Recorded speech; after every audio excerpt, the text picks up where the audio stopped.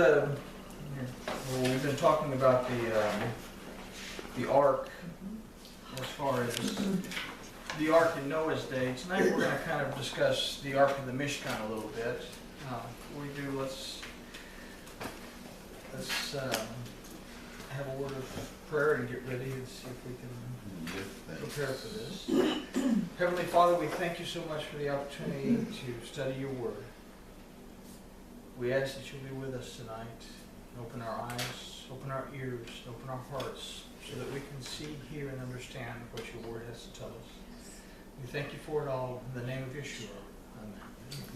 All right. Before we do this, I've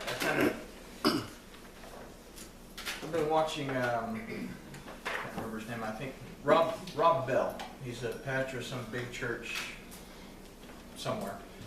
But he gave a lecture that everything is spiritual. And something along the lines in that lecture, he made a very valid point. This is kind of my version of it, but we read in Bereshit that in the beginning, Elohim created. So we know that there's something bigger than us, Elohim, and that he creates the heavens and the earth. And that he said, after hovering over the void, it says his spirit hovered over the waters. So we know that he is spirit. And in the midst of that, he spoke forth, said, let there be light. So he used some type of word. And in Bereshit 1:1, if we were to read the English like the Hebrew says it, it says, in the beginning, Elohim created through the Aleph and the Tav. So he used his word, which is basically the letters themselves, to formulate. So we have an idea that he is spirit, he creates by the power of his word. So we have here something we would call a spiritual realm. Now, what did he create? Well, it says that he created a firmament, and he put a firmament in to separate the waters above from the waters below. So we can say, we call it sky, but he created an atmosphere for life to exist. And then he separated waters. So we go on into the next day that he creates land. And then after that he creates sun, moon, stars. And then we have birds and fish. Then we have animals. And finally, he creates something unique. All these in Bereshit simply says that he made them. He made them. But then he says, let us make Adam, humankind, in our own image. In the image of Elohim, he made them, male and female. So here he creates Adam, which is a representation of you and I. Now, Adam, the root of Adam is Edom, which means red. It means like red clay. So we are part of this realm, which is the physical. So we are physical. But then it goes on to say in Bereshit 2, in verse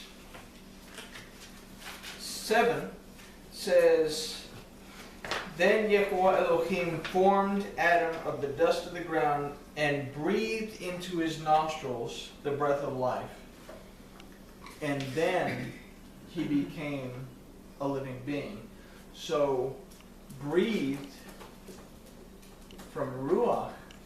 spirit that he breathed into Adam. So the point in this is that we are physical creatures, but we are also spiritual creatures. The interesting thing about this is that in Hebrew, yes? May I ask why you're going ahead and using Adam rather than Ish and Isha? Well, Adam is the complete component of both Ish and Isha. So when I say Adam, I mean humankind. I'm talking about men and women. All of us are Adam. So that's another common misunderstanding when we're using in English and we're saying Adam and Eve, we're talking about. Well, before they just said made Adam or Yeah. whatever. But the reality is that was Adam means humankind. Yeah. So we are both physical and spiritual. Thing is, in Hebrew there's no word for spiritual. This is understood throughout the Torah. This is why when they are speaking to Yahuwah, they're doing it casually, as if it were just, and when we read through Bereshis and we read through Shemot and we read through the rest of Torah, even going into the Tanakh, it's nothing for Elohim to speak to people and for them to speak back and be able to hear and to be able to listen. The question is, what happened? And the purpose of today's study is to kind of open our eyes a little bit as to the reality of ourselves and something that we need to be aware of. Now, this doesn't go as far into depth as the ark as I intended to go, because the first two verses cover a substantial amount of what we need to understand at this particular time. Later down the road we'll talk more about the balance of the ark. Now, in Bereshis, the ark is called Tevat. It means box. It means something that protects. And Rabbi Eliezer said it meant word. what was that beneath monks and Tevat. Tevat. Tevat in Bereshis. Now, it was made out of gopher wood. Okay? And from gopher, when we say gopher wood, we looked at gopher and we considered that stability of the word and the authority of the word in that. So gopher wood represents something concrete, represents wisdom, knowledge, understanding. So let's read this first verse of, it's Shemot 25 verse 10, and then kind of get an idea of where we're at as far as ourselves. The ark, we said, represented the heart of Elohim. It represents the Torah, it represents the Word. What we're going to find here is that the ark in the Mishkan is a representation of our heart. So we begin to read in verse 10 of the 25th chapter of Shemot, and they shall make an ark of shittim wood. 2 cubits and a half shall be the length thereof, and a cubit and a half the breadth thereof, and a cubit and a half the height thereof. So we get some information of the material it's supposed to be made out of, and the dimensions that it's supposed to be made out of. And we read commentaries on this. Okay, it's this size and it's made out of acacia wood or shittim wood. Yes? You brought up the gopher. Does the Hebrew translate to gopher? Or was that a King James thing? Gopher. This is the Hebrew word that's found in Hebrew. Is gopher. And here it said shittim? Yeah, but the ark here is shittim, and it also says shittim. It's you'll see it's. Are we talking about the Ark of the Covenant? Yeah, we're talking about the Ark of the Covenant, the Ark in the Mishkan. Thank you. Okay, so we're talking about two separate arks. The Ark of Noah, we says, represents Torah, represents the heart of Elohim. Now we're talking about something that represents our heart. When we talked about the Mishkan, when we talked about the tabernacle, we said that it represented us, that we're the tabernacle. So now we're going to talk about a very specific component within the Mishkan. Now, again, when we read this, okay, well, they're going to make it out of this kind of wood, they're going to make it, and we get a lot of commentaries on why, but it doesn't really tell us anything beyond that. Again, we have the word asa in the word ve'asu, which means and shall make. We have the root asa, which when we talked about it last time in Bereshis, we said it meant to not only to make, but to observe and to act. But it also means to prepare and to serve. So here we have something, we start to see that there's an idea of a preparation for a service taking place. The word for ark in this case is not tevat. The word for ark here is aron. The word means exactly that. It means an ark. But it comes from a root ara that means to gather. Now, the gematria of Aram and the gematria of Urim, which means lights, are the same. The same letters found in Ara or in Aron. We have the word or, which means light. So the idea now is that something that gathers light. Okay? We have to gather light to prepare for something. Now, we keep moving forward that the rabbis equated the ark to be the brain because it's housed in what we call the Holy of Holies. It is Kodesh Kodeshim, is the most separate, set apart place. It was the place where the ark would be. Okay? That particular place, the Holy of Holies, or the most set apart place, is a representation of the head. So how can we say that the ark is a representation of the heart? We consider the words shittim, wood. The word for wood we talked about last time was etzeh in our study, and etz we got from the Hebrew, the Proto-Hebrew, that in the word etz, the idea that came forth in the Proto-Hebrew was that the elders of the tribe were firm in establishing the rules, the decisions, and giving advice. So we had an idea that this is something solid that sets the decisions that are made and the advice that's given, and basically tells us how to function. But the word to keep an eye on here is shittim, whereas the ark that we talked about last time, the ark with Noah, tevat, was made out of gopher wood. Again, we said that in gopher we consider it to be the authority and stability that's found in the word. This is something concrete. It's based on knowledge, wisdom, and then understanding. But we don't get that in shittim. Shittim is a word that's describing acacia wood, and in some English Bibles it's going to say acacia wood. The thing about shittim is it means to scourge, means to beat. The Proto-Hebrew of shittim means to lash out in anger, or to lash out in frustration, or to lash out in judgment. And the idea is lashing out.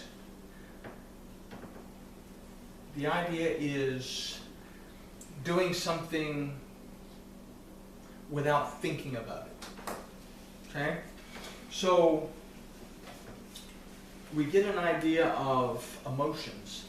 Reacting. Reacting. Okay? we get an idea these are negative emotions. Now the Hebrew word for anger, depression, anxiety is kas.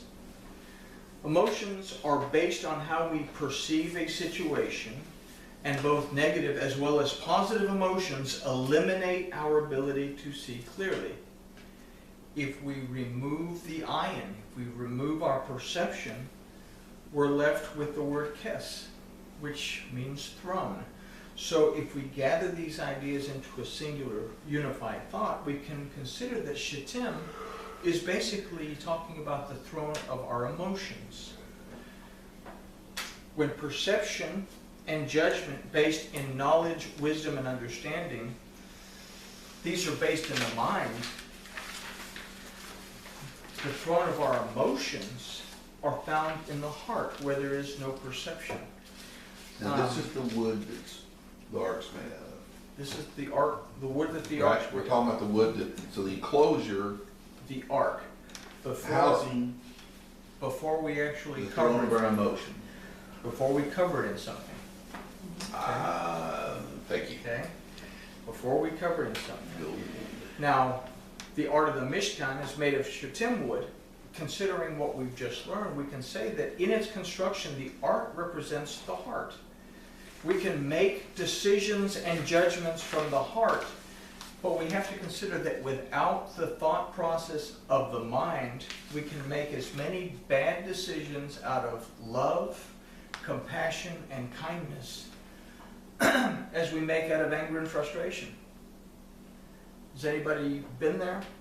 Where you make a bad decision out of love, you make a bad decision out of compassion, you make a bad decision because you're kind, without thinking things through and going on raw emotion, then we have a problem. And this is where we are right here, is in the physical. It takes something to allow that to change. Now, let's consider the measurements of the ark. We're there. We're right here. Okay. If we're The based physical. on pure emotion, physical. this is where we're at. Let's consider the measurements of the ark here to get a clear idea of where being in a pure emotional state can take us.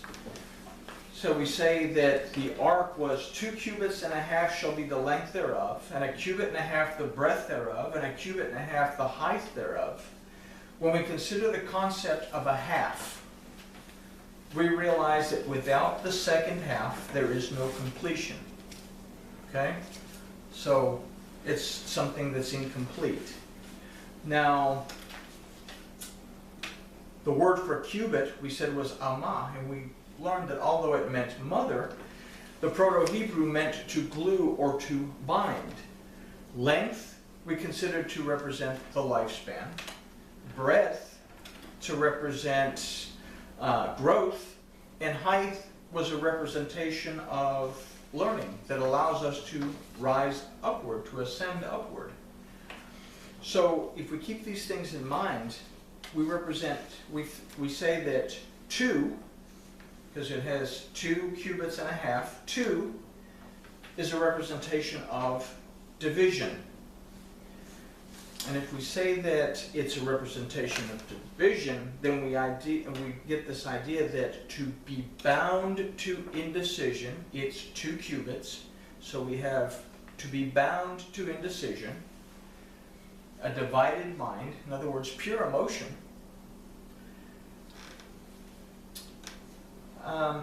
We're basically incomplete in our lives. We're lacking something. In a cubit and a half, the breadth thereof, we consider 1 cubit and a half. 1 represents the Aleph, which is in turn a representation of Yahuwah Eloheinu, that is our mighty judge, our mighty redeemer, the one that brings us rest, that our relationship with our Elohim is incomplete because we have 1 and a half. When we are in this purely physical, emotional state, we cannot fully have a full relationship with our Elohim. It takes something else to bring us to this middle point where these two connect. and where they actually, we'll see in a minute, they actually overlap.